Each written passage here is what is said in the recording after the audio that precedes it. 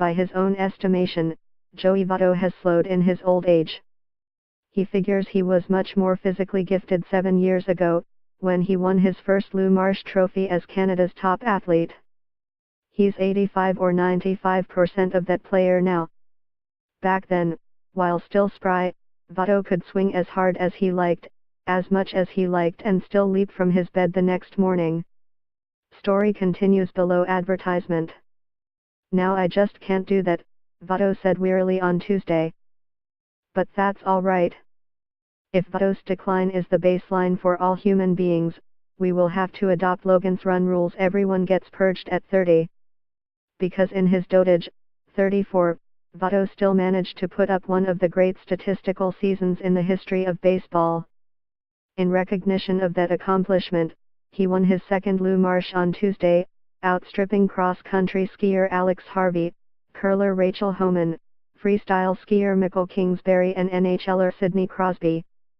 A moment should be taken here to acknowledge the underplayed breadth of accomplishment in that group of runners-up, a Canadian becoming the first North American to win the jewel of cross-country skiing, a world championship in the 50-kilometer marathon, a curling skip pulling the trifecta of a world title, a Scotties and Olympic qualification in a single year, a freestyle skier who may be the best ever at what he does, and then Crosby being Crosby. Votto's victory over that stellar group would probably not have happened 10 years ago, since he won nothing of consequence in 2017. He played on a last-place Cincinnati team. He wasn't given a Silver Slugger or a Gold Glove. New Yankee Giancarlo Stanton narrowly defeated him in National League MVP voting. Votto continues to be the Susan Lucci of baseball, second or third best on most people's ballots. He doesn't expend much effort, or any, really, trying to change their minds.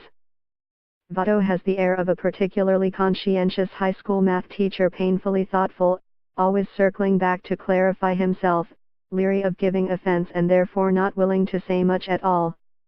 Especially about himself.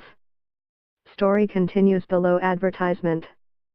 Story continues below advertisement. I feel like it's kind of a cheat code if an athlete does a lot of promotion themselves, Votto said on Tuesday. What's the word? I guess they advertise themselves. I've never been comfortable with that.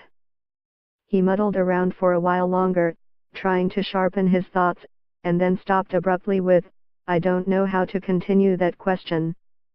Votto was born and raised in West Toronto. Outside athletic ability, he spent most of his early life as a pleasantly average person.